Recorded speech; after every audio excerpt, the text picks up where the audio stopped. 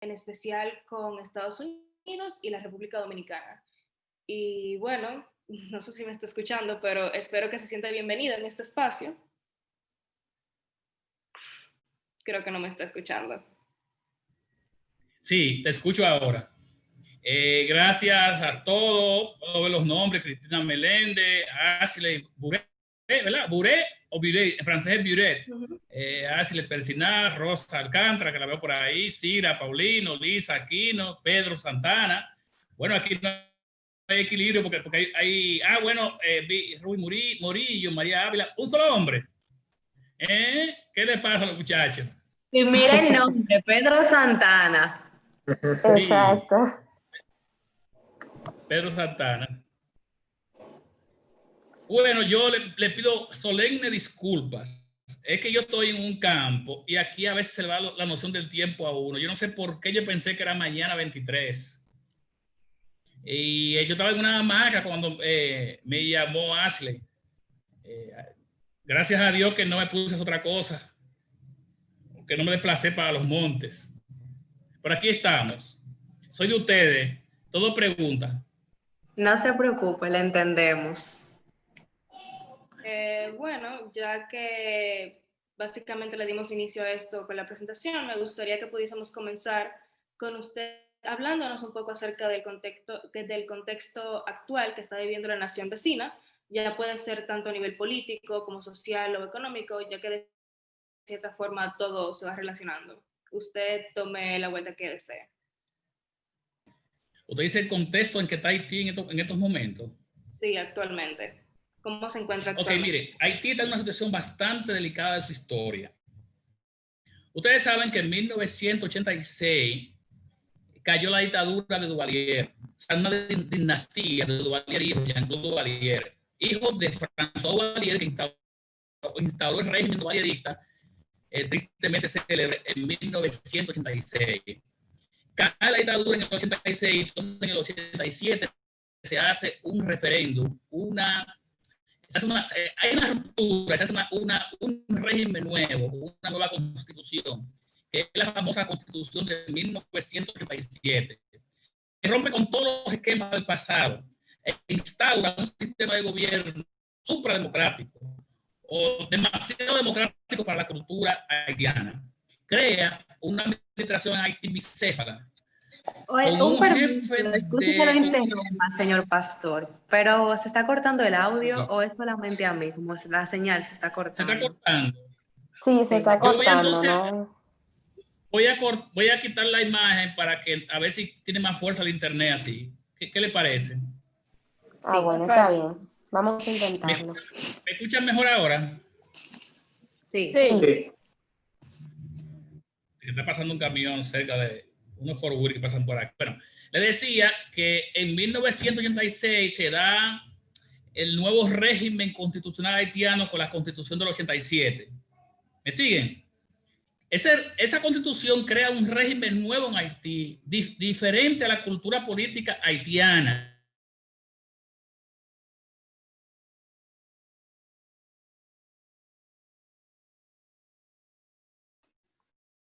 Me parece que continúa cortando. Un primer ministro como jefe de gobierno, un primer ministro que se debe al parlamento, que le responde al parlamento.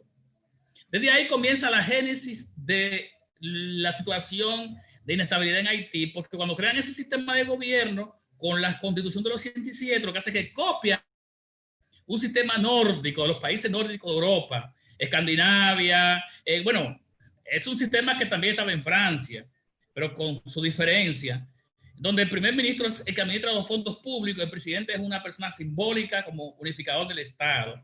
Pero ustedes saben que para eso funcionar en un país como Haití, pequeño, había que crear las condiciones. Primero, fortalecer los partidos políticos, crear una cultura democrática. No se ha podido por la economía haitiana, es muy débil. Los senadores y diputados van allí a resolver sus problemas. Entonces, desde 1987, que se hizo la constitución nueva, ha sido un tremendo viacrucis, golpe de Estado, casi guerra civil, guerrilla. Entonces, ¿qué pasa en Haití ahora? Toda la sociedad haitiana está consciente de que hay que cambiar la constitución y volver al sistema presidencialista, porque el sistema que hay no funciona, porque entonces los senadores y diputados que son elegidos por grupúsculos, por grupos regionales, no tienen un ente unificador, un gran partido unificador que lo llame la atención y lo haga que ellos hagan las cosas como deben hacerlas. Entonces cada cual lo que va a buscar un pedazo de poder. Hay que darles embajada, consulado, ministerios. Entonces hay un caos todo el tiempo. Entonces, el presidente que está ahora se llama Jovenel Moïse. Él fue un hombre atípico que no era político, que fue escogido por el expresidente Martelly para que sea candidato presidencial. Él ganó las elecciones, pero nunca ha sido aceptado por la clase política haitiana. Senadores y diputados hicieron hasta lo imposible para que el hombre, que no tiene tampoco mucha experiencia de Estado, eso lo digo entre nosotros, porque yo soy diplomático, no tengo que inmiscuirme, él no ha podido gobernar en paz. Resulta, viene al caso, que en enero pasado el Parlamento quedó disfuncional, porque los senadores y diputados, todos los diputados terminaron su periodo para el cual fueron electos. Y 3/3 del Senado, 2/3 del Senado terminó su función. Son 30 senadores, 2/3 son 20 senadores, terminaron su función. O sea que nada más quedan en Haití 10 senadores activos que no hacen quórum.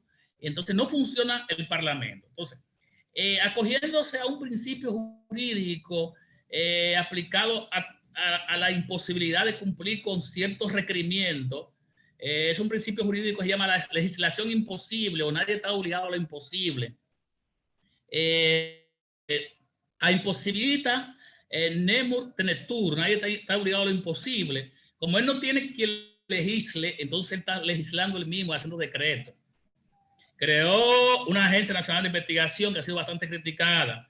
Nombró a los jueces de la Suprema, del Consejo Electoral por decreto, sin tomar en cuenta a los partidos políticos ni a la oposición. Los jueces de la Cámara de Cuentas, quitó todos los alcaldes del país y los puso por decreto. Entonces, él tiene una desobediencia civil ahora mismo, porque nadie acepta ese asunto. Él ha sido apoyado por la comunidad internacional, lo apoya la comunidad internacional, sobre todo la administración Trump. Ahora hay un impacto psicológico de que Trump perdió en Estados Unidos y que la gente piensa que porque Trump perdió, los demócratas se van a ir en contra de él. Entonces, ¿qué resulta? ¿Cuál es el quid del asunto? El problema central del asunto ahora está en que una reforma constitucional del 2011 prevé que cuando no se pudieron celebrar a tiempo las elecciones, los electos, cuando son electos, en el tiempo que son electos, después de que se perturbaron las elecciones, el tiempo pasado en el que no se celebraron las elecciones, 6 meses, 8, se cree que se ha cumplido, o sea, se prevé que se cumplió. Si las elecciones eran, por ejemplo, en diciembre del 2015, pero no se pudieron celebrar como pasó allá porque fueron anuladas por fraude, él debió juramentarse el 7 de febrero del 2016. Al no celebrarse las elecciones en el 2015 y no poder ser juramentado en el 2016, todo ese año que pasó, las elecciones se hicieron en diciembre del 2016, ¿me siguen? Entonces él tomó juramento un año después, el 7 de febrero de 2017. La Constitución dice que ese año que pasó las elecciones perturbadas, se supone que él lo ejerció. Es una ficción jurídica, pero eso es para buscar una solución a que el tipo no se prolongue en el poder más allá de... Son 5 años la Constitución prevé, pero a él le quitan 1 año. ¿Por qué? Porque la reforma del 2011 dice que si él se juramentó con retraso, ese retraso se le aplica, se le contabiliza a su mandato. El tipo dice que no, que esa constitución es inconstitucional. Oye, que es rara y que se contradice ya mismo, y que él fue electo por 5 años. Y él dice que él no se va el 7 de febrero del 2021. Y la oposición dice que él se va. Estamos al borde de un quebrantamiento, de una ruptura sangrienta. Porque él dice que no se va y la oposición dice que él tiene que irse. No hay condiciones para hacer elecciones ahora porque no están las estructuras democráticas instauradas. Hay un consejo electoral cuestionado. Los jueces de la Suprema Corte están cuestionados, las instituciones no están funcionando, no hay parlamento, hay un primer ministro que no fue ratificado por el parlamento. Entonces, ¿qué está planteando él ahora? Él dice que él va a hacer una reforma constitucional para terminar con el sistema de gobierno parlamentario y hacer un gobierno presidencialista como en República Dominicana, que el presidente administra los fondos públicos, designa a los ministros, designa a los directores generales. Allá yo le cuento que un presidente gana las elecciones y pasa hasta 9 meses para poder designar a los ministros porque los senadores se lo obstruyen. Y no le obedecen, en definitiva no lo obedecen porque lo obedecen a los senadores. Y los senadores tienen que darle parte de los empleos. Las embajadas se las reparten y los consulados. Entonces, este es un caos que viene desde el 1987, con la reforma del 87. Y Haití no tiene perspectivas ahora mismo. Yo no le vislumbro esperanza de que pueda salir de esa crisis tan peligrosa, que es una de las más peligrosas de la historia. Soy de ustedes, perdonen si hablo rápido, pero quise resumir. Yo tengo una preguntita. ¿Cuál sería la consecuencia para Haití en caso de que el Moise, o Moisés, usted me corregirá cómo se pronuncia, diga que se queda, pasa ese periodo que usted menciona y él se queda como presidente y le dé un golpe de Estado? ¿Cuál será la consecuencia para la población haitiana y también para los dominicanos que residen en Haití? Sería catastrófico porque si él se queda y se impone y no hay un acuerdo, porque puede haber un acuerdo para que él se quede unos meses y se haga la reforma constitucional y se hagan las elecciones, pero si él se impone, puede haber un derramamiento de sangre. Habría una hambruna en Haití porque todo se cierra cuando hay revuelta. La República Dominicana sería terrible también tú sabes, la estampida, que siempre, aunque muchas veces es una afición, pero viene siempre cuando hay problemas en Haití, que de hecho están viniendo siempre. Entonces se puede dar el caso también de que se cierren los mercados, se cierre la frontera totalmente, todos los perdemos porque entonces los fabricantes de los plásticos, los cultivadores de pollo, de arroz, los que crían cerdos y pollos, no se les podrá vender, que es un mercado que te está dejando en $1.000 millones cada año. Es una consecuencia nefasta para todos, pero sobre todo un problema humano terrible para los haitianos pobres, que van a pasar una tremenda hambruna. Y lo que se espera a partir del 7 no es fácil.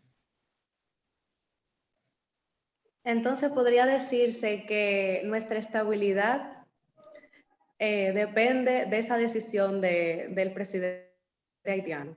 No, la dominicana no, porque eso no tiene nada que ver con República Dominicana en términos políticos y de estabilidad democrática. No, en la estabilidad económica.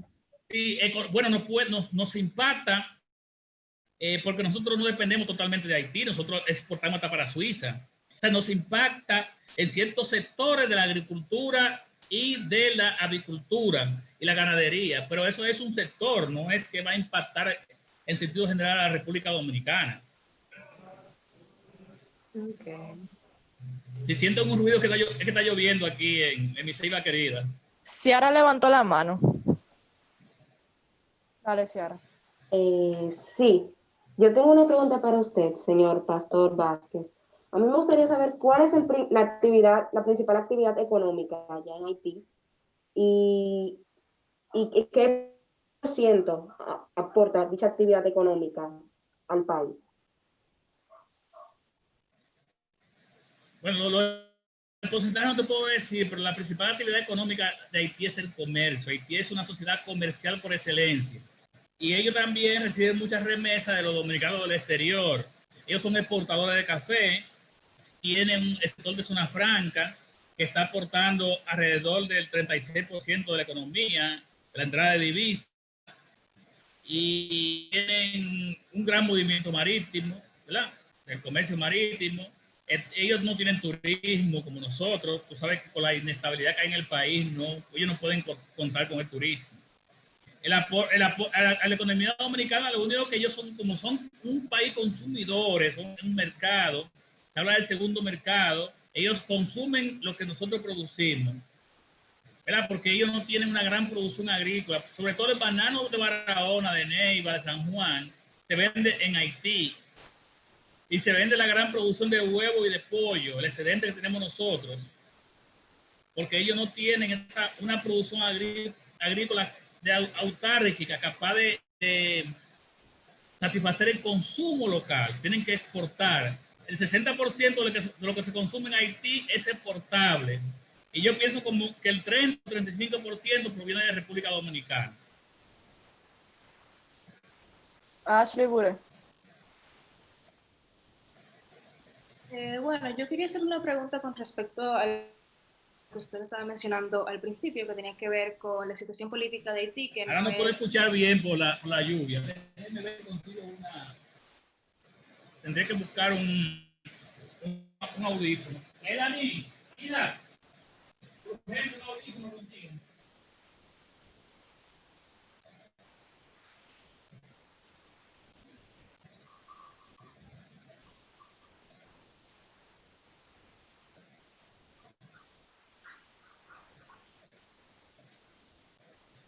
Bueno, aquí estoy. Déjame ver si puedo escuchar mejor ahora, porque es que no tengo los audífonos. ¿Me pueden preguntar de nuevo? Sí, no hay problema. Decía que usted al principio estaba hablando acerca como de la situación política que está viviendo Haití y cómo realmente no es favorable. Pero como probablemente todos aquí sabemos, lo político se refleja en lo social, como en el hecho de las manifestaciones o alzamientos o ese tipo de cosas. Yo quisiera saber cómo se está comportando la sociedad haitiana de acuerdo con este panorama político y probablemente que los está afectando no solamente políticamente, sino económicamente. Me gustaría... Si escuché un poquito más o menos el comportamiento político de los políticos haitianos. Eso fue la pregunta, ¿verdad?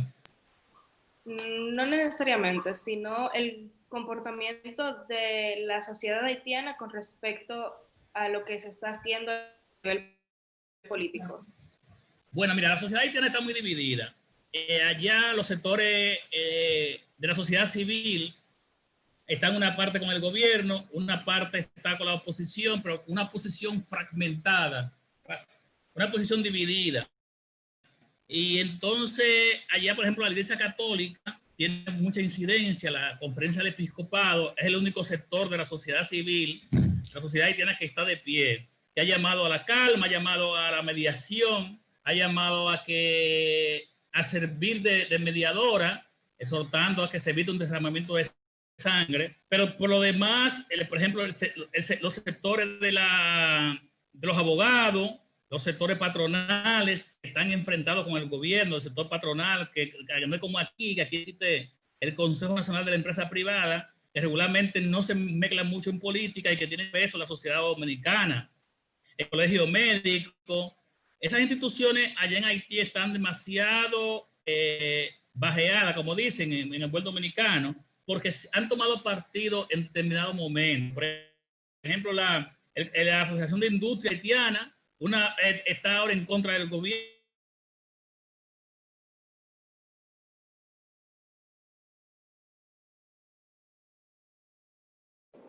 Y entonces, frente a los políticos, esas entidades no actúan con los políticos, no se reúnen con los políticos son clase aparte, también están divididos, no se confía uno con el otro.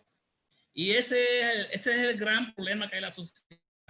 Así como depende mucho de la ayuda internacional, económica internacional, también depende mucho de la ayuda mediadora internacional.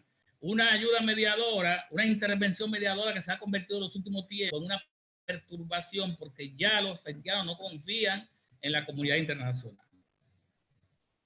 Lisa. Sí. O sea, ahora que usted trata de la comunidad internacional, justamente esa iba a ser mi pregunta, que usted considera o se ve una gran ayuda o apoyo o intervenciones de cualquier tipo por parte de otros gobiernos, otros países, en cuanto a esa situación que ocurre actualmente en Haití. Bueno, existe la llamada llamado GRUP, compuesto por la Unión Europea, la Organización de Estados Americanos, la ONU, Estados Unidos, Francia, Canadá. Ellos están interviniendo en la crisis. Ahora mismo emitieron un comunicado fuerte contra el gobierno, diciendo al gobierno que debe parar el asunto de la emisión de decreto ley, un decreto incluso que condena como acto terrorista las manifestaciones en la calle en las que han sido incendiados neumáticos, vehículos, porque tiene buena intención el decreto, parar ya con el desorden, pero entonces es peligroso porque eso debe decidirlo la legislación. El presidente lo decidió él, que un tipo que haga un acto así sea condenado a 50 años de cárcel.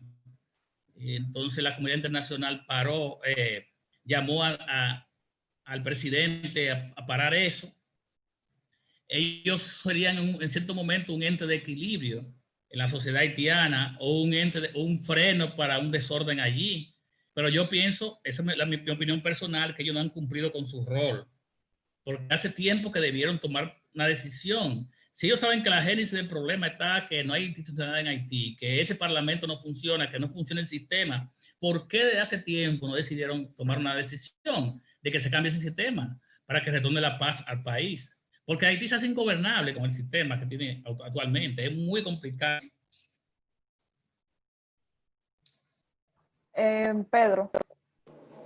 Sistema parlamentario, dice. El sistema parlamentario, exacto. Es un sistema que no funciona para Haití, que te puede funcionar en Escandinavia, en Suecia, donde hay partidos políticos fuertes, donde hay tradición democrática, donde un senador no va allí a buscar dinero porque ya tiene su vida resuelta, su pensión para toda la vida, no le interesa buscar dinero en el Senado. Hay un partido político que tiene 200 años fuerte, pero aquí en Haití no, aquí hay un grupo de un senador del norte, por ejemplo, que él se responde a él mismo.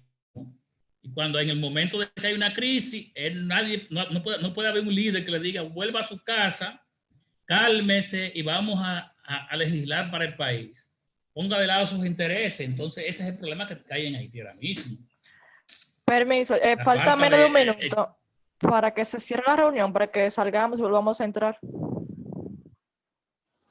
Exacto. Pues esa es la situación que hay en Haití. Gracias. Entonces, ¿qué hacemos ahora, Cristina? Salimos entramos al mismo link, ¿verdad? Exacto. Ok. Con el mismo link, ¿sí? Sí, el mismo link, el mismo link.